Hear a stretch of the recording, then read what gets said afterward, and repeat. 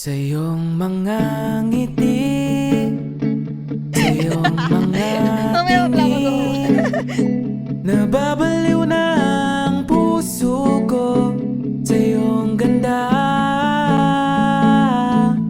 Tama pa ba nararamdaman sa'yo? Isusugal ang puso ko para sa'yo.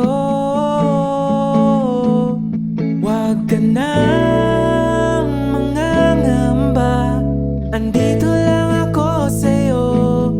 Di ka na mag-iisa sa piling ko, sinta. Pagbigyan mo na ako. Mula ngayon, ikaw lang at ako. Mula ngayon, ikaw ay liligaya.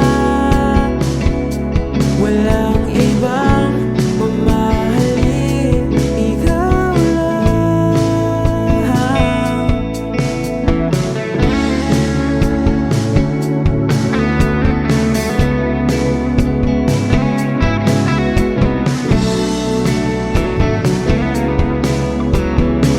Alfredo Miape, Mula ngayon, Kenneth Malaka.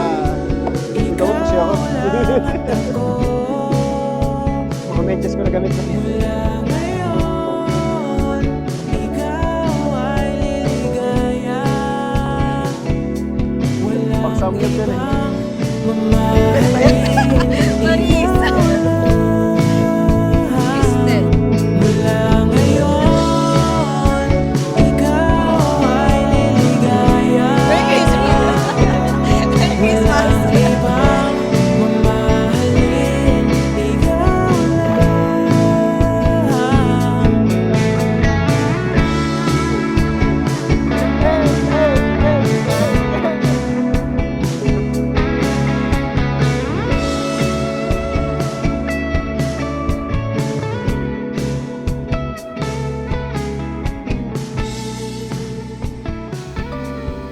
Hi Mishi, who knew that a story in Instagram can lead to a lifetime? I reacted to your story with no intention at all. Kasi nakarelate lang talaga ako. Yung pala yun na yung start ng forever ko. Never seen my future so quick. Pero ganun ata talaga pag nasa tamang tao ka na. Na ayun ang lahat sa panahon. Our relationship is not just love, but it is strength of distance and a testament that everything is worth the wait. Tanong ko sa tala ay bakit pag-ibig na bigay ay langit. Nandito ka na.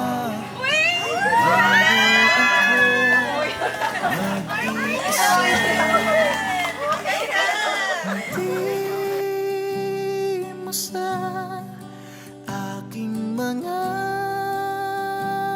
mata. Di Magulang ko. Malaki nila ako na maayos. Yun nga, maraming salamat. Pero yun, maraming salamat. Love you, Mayan pa.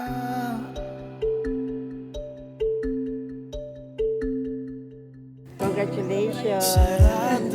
Puso't isipan, hindi mo pa rin Hindi ka na sa pabigan! naniwala ka.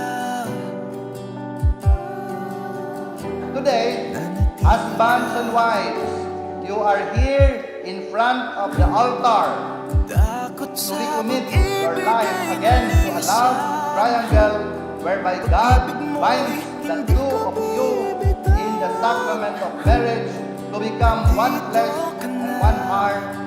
You are here today to begin once again a lifetime partnership in an ironclad commitment of fidelity to each other. aking mga mata. Hindi ko mapapangako sa iyo na ako'y magiging isang huwarang ama sa magiging anak natin dahil madalas ikaw lang ang makakasama niya sa paglaki. Pero sisikapin ko, bigyan ko kayo ng magandang buhay sa bawat pag-uwi ko. Nangako ako na gagampanan ko lahat ng pagkukulang ko bilang may bahay o asawa. Huwag kang mag-alala, darating ang araw o panahon na palagi mo akong makakasama sa tabi mo. I'm very grateful to you, my wife, Mrs. Rachel Ann Domingo. Love you.